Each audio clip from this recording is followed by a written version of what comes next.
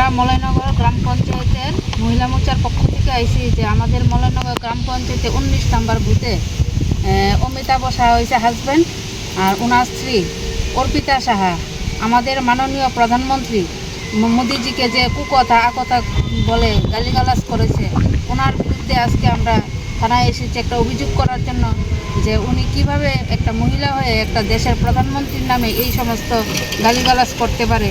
এই কথা নিয়ে আমরা মলয়নগর গ্রাম পঞ্চায়েতের মহিলা মোর্চার পক্ষ থেকে আজকে আমরা থানায় এসেছি ওনার বিরুদ্ধে একটা অভিযোগ করার জন্য। আমরা চাই ওনাকে ডেকে উপযুক্ত শাস্তি দেওয়া, যে কেন উনি আমাদের মাননীয় প্রধানমন্ত্রীকে এই ধরনের কুকথা বলে গালিগালাজ দেবে। এদিকে তাকান।